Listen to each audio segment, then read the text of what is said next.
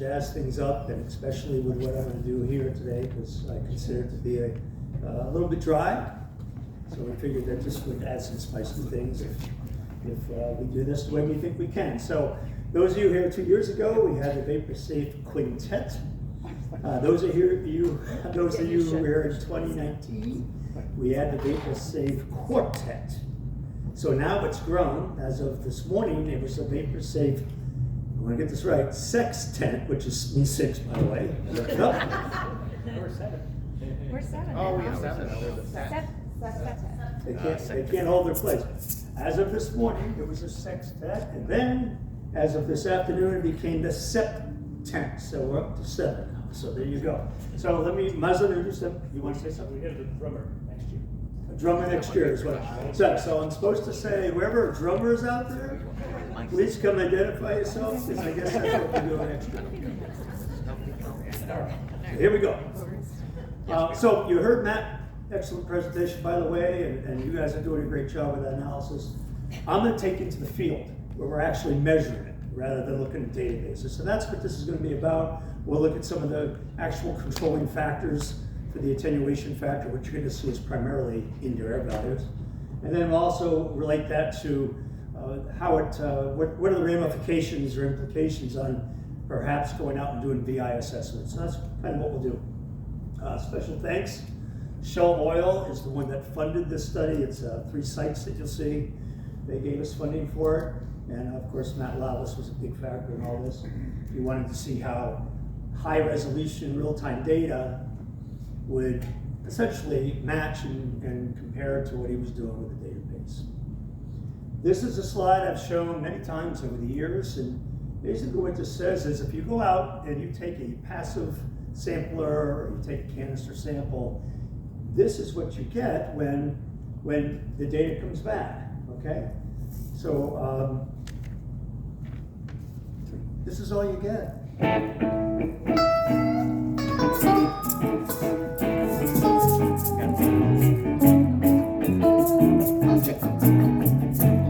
Here we go.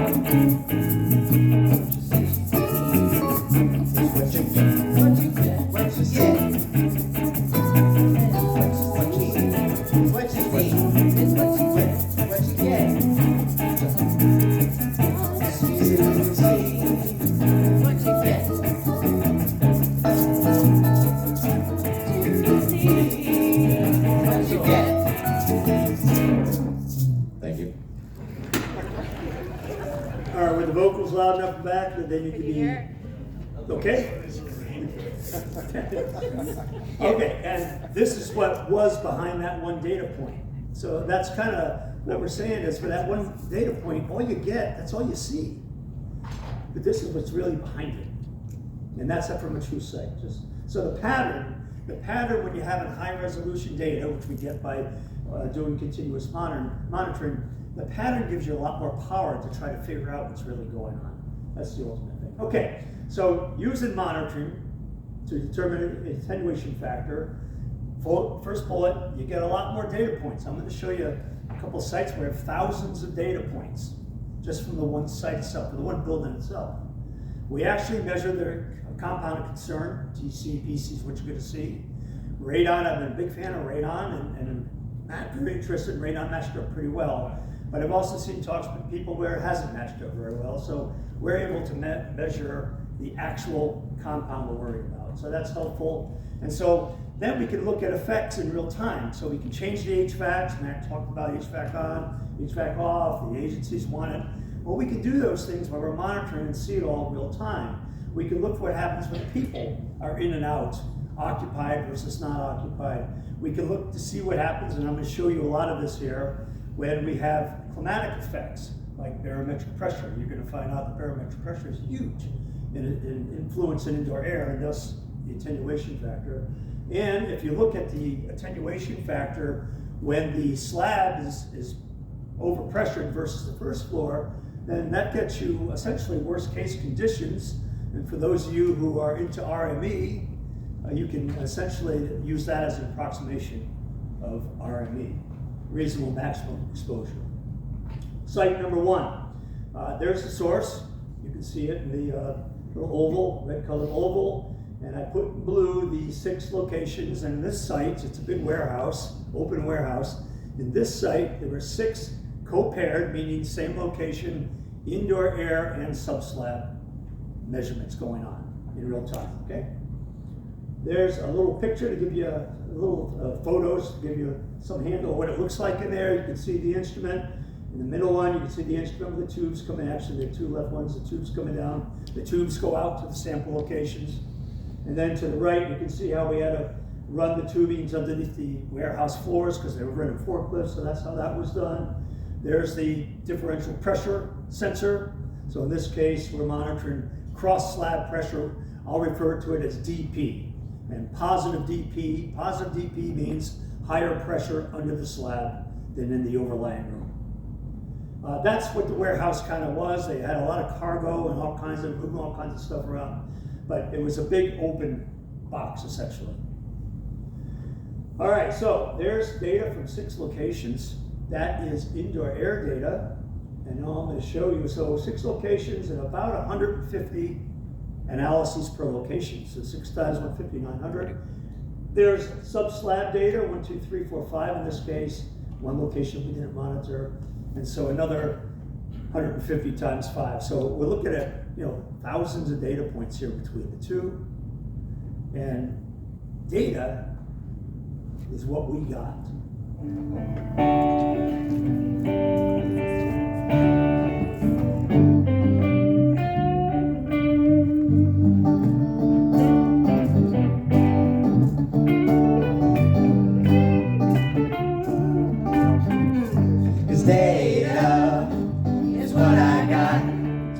Remember that data is what I got. I said, remember that data is what I got.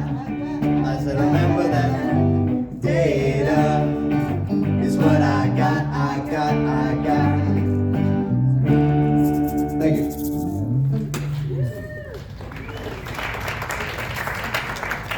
All right, so here I backed up a slide so you can see the indoor air data at the 6 locations around that warehouse.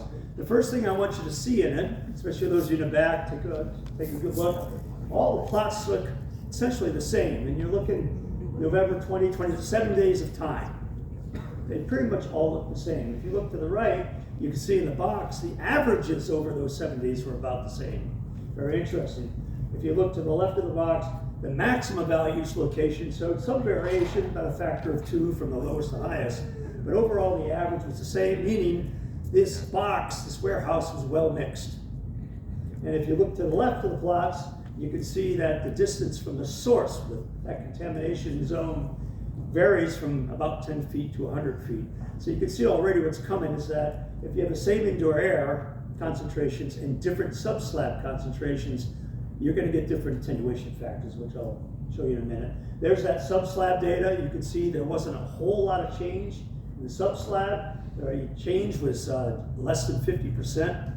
This follows up with what we've known for years. Subslab concentrations do not vary over short periods of time. So it's the indoor air that varies over periods of time, but not the subslab. Going back one, the subslab range, look to the lower right, was actually 10 to 50 times. But the indoor air range, 10 to 50 times concentrations, but the subslab was only about 50% over time. So it's that indoor air variation that's going to essentially control the attenuation factor, or the attenuation factor you get. Okay, here you're looking at location 6, indoor air, subslab 6. So once again, very obvious the change in the indoor air values versus the slight change in subslab. Down below it, you're looking at barometric pressure, and below that you're looking at DP, cross slab pressure. And what I want you to see is, right to the left, there's it says a Santa Ana. And a Santa Ana condition in Southern California is when we have very high pressure. High pressure zone sits over us, and so during that period, pressure was high. When the Santa Ana stopped, it broke down. You can see what's the change in the barometric pressure, a long gradual change.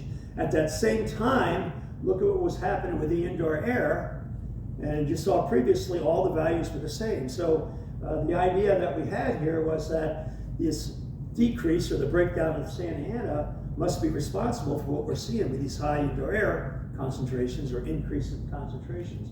But on top of that long-term change, look at inside those squares, and you're going to see in the green, the barometric pressure drops, they correlate perfectly with the bottom plot, which is positive differential pressure. And that also correlates perfectly, if you look to the top, with bumps or slight, shall we say, increases in the indoor air concentration. So even on that trend with Santa Ana, we still see short-term variations, increases based on barometric pressure drop, and then there, in turn, positive pressure into the slab.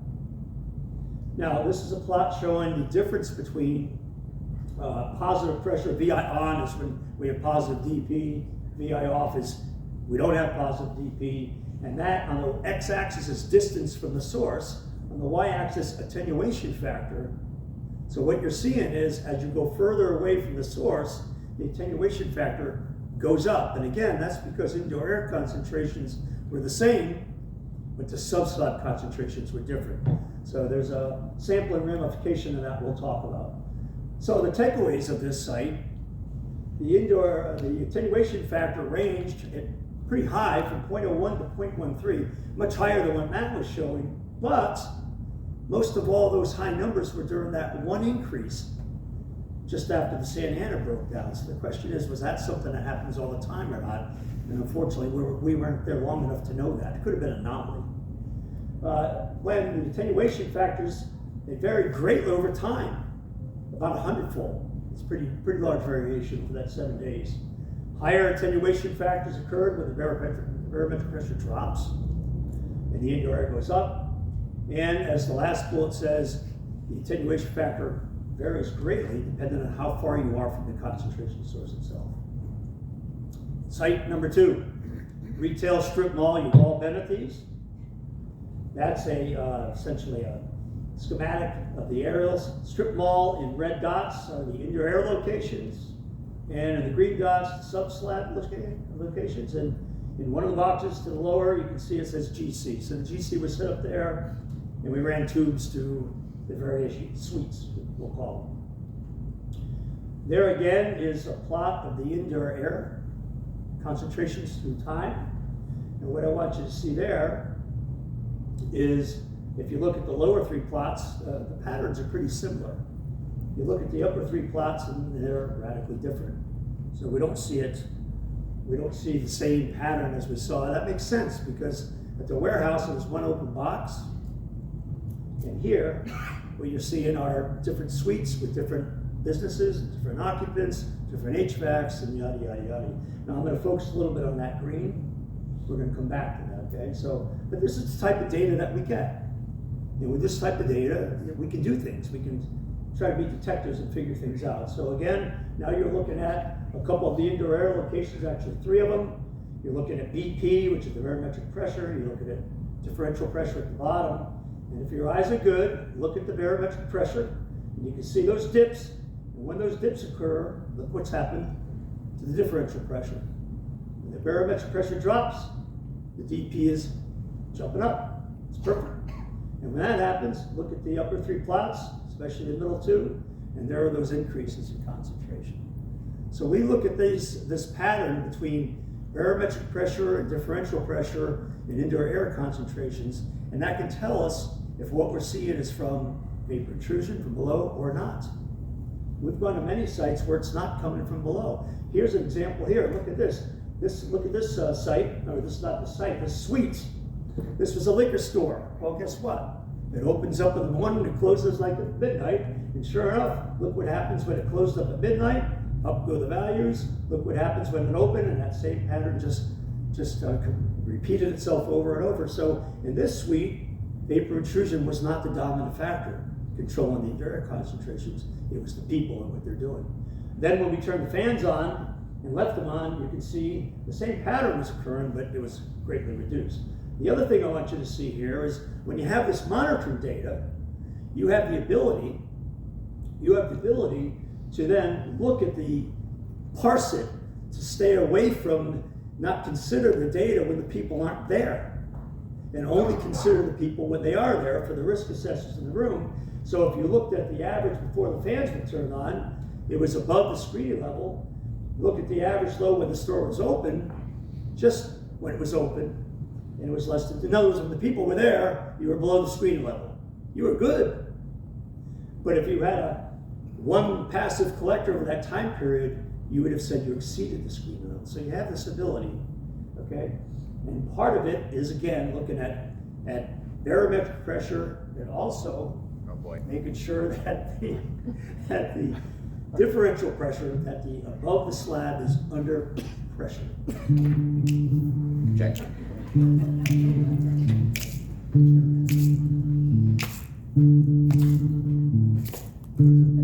Yep, and then.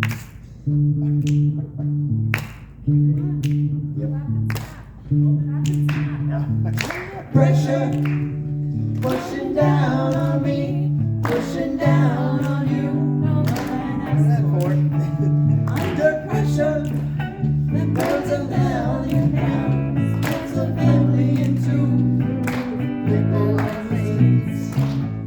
Ba-da-da, ba-da-da, data blah blah blah, data blah blah blah. Thank you.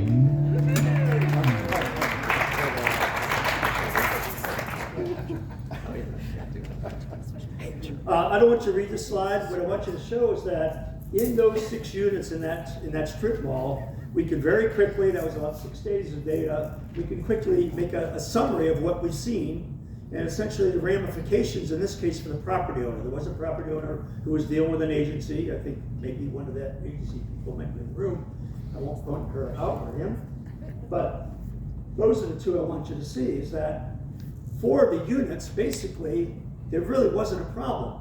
The liquor store also being one of them. He didn't have to worry about mitigating those. But 2 of the units, the upper 2, there the values were high enough that he was going to have to think of some type of remedy. Would that remedy be exhaust fans or air filtration units or whatever, or some type of sub-slab mitigation system? But we were able to parse all that out in really just a week's worth of time, not even a week's worth of time. So besides attenuation factor determination, there's a lot of other benefits we get from having a lot of data, basically, from monitoring. But the other thing that Shell wanted us to do is compare how does monitoring data from the ECD, electron capture detector, compare to the canister. So there's the ECD data over time at 2 of the units, indoor air. You can see the average over that time with the monitoring was 2.0, canister was 1.8. Down below at that unit, 6.3, canister was 10.0, matches up pretty well.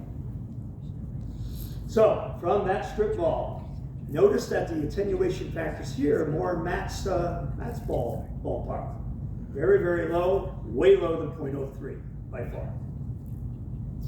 What happens to the attenuation factor when the DP goes positive? Well, the changes weren't great, a factor of 2, but once again, barometric pressure correlated inversely with indoor air concentration and with positive DP.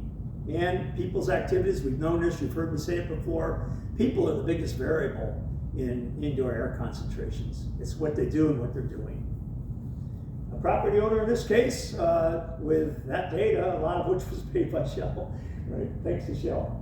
He only needs to mitigate a couple of units, so it's going to save him tons rather than going in there and trying to mitigate them all. Okay, last one, last strip mall. How are we doing for time, by the way? We're good? Yep, we're good. Okay, so let me do this for one brief. Let me introduce you to the Septet. Is that all right, Septet? Someone Google that? Okay, so I'm going to do the vocalist first. Okay, sure. All right, so the vocalist, Blayne Hartman, he was here last time. Hi again. Laura Tizzolo. Hello. Susie Nowickus. Hola. And who joined us this morning? Mariah, and I don't even know your last name, so sorry. Is it Carrie? Toronto. Thank you from I couldn't Base be ashamed. Analytical. So those are our vocalists.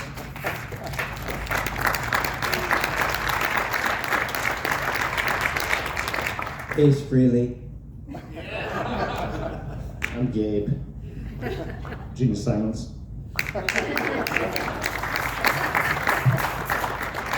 right. Last one, another strip mall site. Different from the other one because the previous one was a retail, you know, had a dentist and it had a tax person, had a beauty salon, right, and a liquor store.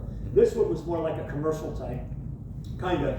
There was a laundromat, you can see where I labeled it, and then actually, I think I go back, right. Okay, so I don't know the point of it. The laundromat's over to the right where the palm tree is, and the person in blue, and then, well, you can see it says modern laundry there, it's signed, extended pretty long way, and then there's that urgent care, which wasn't there. That suite was all torn up. Walls were torn up, the ceiling was broken, there were a big piece of the slab, so it was a total mess in there. And then to the left, all the way where you see the double blue doors, that was a vacant unit that they had just redone. And so they wanted to rent the vacant unit. That was part of it. So in we went there to monitor. So the vacant unit being F, a couple of locations there, and then the one that was torn up E, and the laundromat there next door. All right, so again, there's lots of data for you to look at. See F suite, the one all the way to the left, which was refinished. There's in blue. E was the one that was all torn up. Differential pressure, barometric pressure. Look at those big spikes at E, and that occurred at the same time every day. Interesting.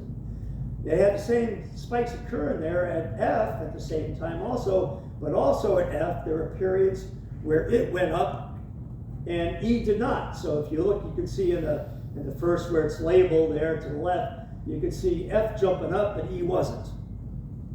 Again, if you look at the spikes in E, which do correspond to spikes in F, you can see those spikes in E, barometric pressure is dropping, and differential pressure is positive.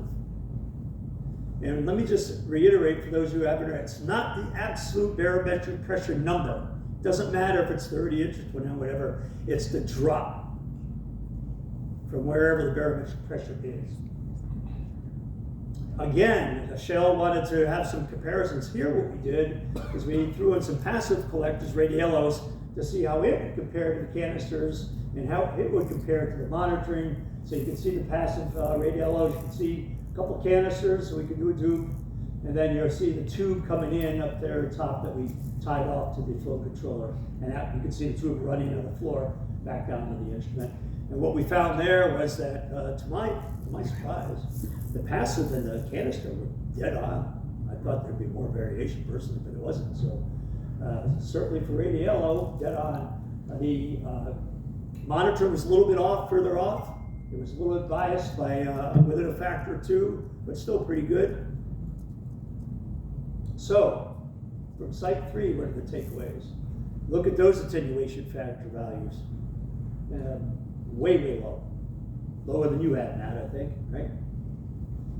Of course, as we said, once again, in terms of the values inside, concentrations increase when the BP drops.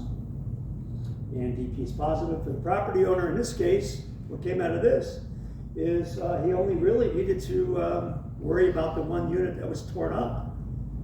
He could rent the unit at the present time, and this is Santa Barbara, and rents are cheap. So a lot of money on the line. All right, now, it's been proposed by somebody that it's possible from looking at these barometric pressure trends and barometric pressure drops and the rate of barometric pressure drop. The, should we say the theory or the thought is maybe we can use that, if we measure that at a building, we can use that to predict indoor air in the future. Be pretty magical, don't you think? And whoever proposed this, he's a pretty magic man. Oh, boy.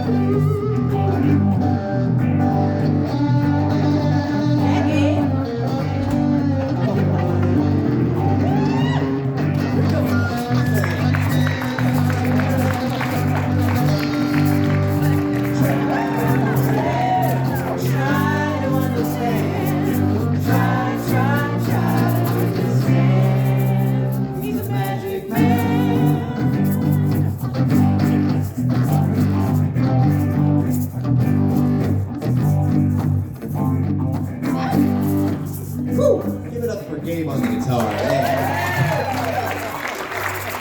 Thank you. And just to clarify, the magic man is not me. It's Mark. Magic Mark. Magic Mark. Okay, so what are some implications then on when you're going into the field, the design and work plan for VI sites assessment? What are some things you want to keep in your brains when you're doing that? First off, you saw the variation in indoor air and therefore attenuation factor over time. Matt even mentioned this also. So you can't go out there and take one radon sample, discrete sample, and maybe one subslab sample and expect to get a representative attenuation factor. You gotta have something that's collected over a longer period of time if you want to be representative. All right, because the concentrations on the slabs varies, and the attenuation factor is going to vary depending on where you sample that contamination, as Matt pointed this out also. Then if you really want to get a representative attenuation factor, you've got to get enough data points or subslab points to define the contamination. Now, an alternative way to do that Todd McLary's been talking about for years is to try to do a high volume sub-slab sampling procedure where you try to get an average under the entire slab. So that might be very applicable for the situation. All right, don't read this. If indoor air values, when the DP is positive, meaning the pressure, right, it is positive under the slab, it's pushing essentially vapors up in. If when that situation occurs that your levels, indoor air levels, are below screening levels, really you should be done. You shouldn't have to go back again. Now, to make sure, you know, summer, winter type stuff, you gotta go back twice. So if you do this, then you're gonna want to say, okay, let's in the wintertime then go and just measure DP. And if the DP variation is the same as it was when you did the monitoring, you can make an argument, there's no need to go back. That can save you a lot of money. So people have said, oh, continuous monitoring's too expensive. If it saves you from going back out again, it's not too expensive. So just keep that in mind as you're thinking about sampling programs. All right. Remember I said earlier that if you parse the data so that you're looking at the data during positive DP, then essentially you're going to have a worst case situation. And that will give you some type of estimate of the RME. And again, there are some people that want that. They want the reasonable maximum exposure. So you have that capability of getting that from high resolution data. So there are some thoughts for you for sampling. And finally, canisters, passive samplers, continuous analyzers, they should all give reliable, trustworthy results. All right, we're going to finish with this. Breaking news in the cannabis world. And by the way, this slide and the next three are not Sheldon, not You did. and did not provide the samples either. Yeah, I'm glad I remember that. So those of you who've heard in the past, we've been monitoring. This is terpene levels in a cannabis greenhouse or grow house. And you can see the concentrations vary over time. So the idea is that we can tell what growers have very high levels and therefore probably are vetting it out and may be responsible for the odors, right? And then the other part of it is the cannabis growers now are being required to put in scrubbers, carbon scrubbers, into their grow houses to cut down on essentially cannabis vapors. And carbon scrubbers probably aren't the best technology. Those of you out there, Tom or Todd or whoever, if you have some ideas about better ways to cut down essentially terpenes and a little sulfur, come up and talk to me because there's a lot of business opportunities for you up around the country. All right. But really breaking news is this. This is what happened less than 2 weeks ago in Santa Barbara. Ready for this? A judge made a ruling on a lawsuit. We actually provided some of the data that the lawyer used, okay? Here's what this is a newspaper article. Here's what the judge ruled. California judge hands major win to neighbors suing over sewer-like pot smell. Basically, the judge ruled that the growers might be liable for a reduction in real estate value due to their cannabis odors, essentially pigeon on people's houses.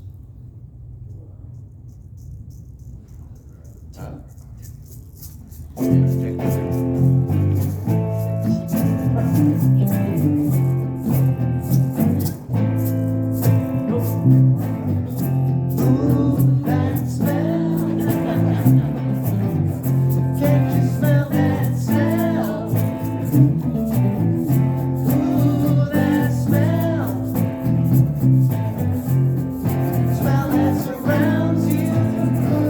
Take it, man.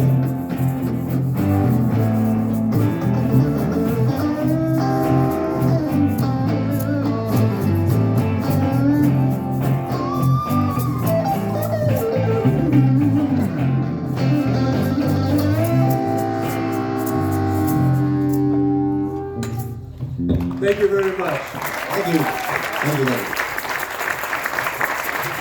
Thanks to the Septet.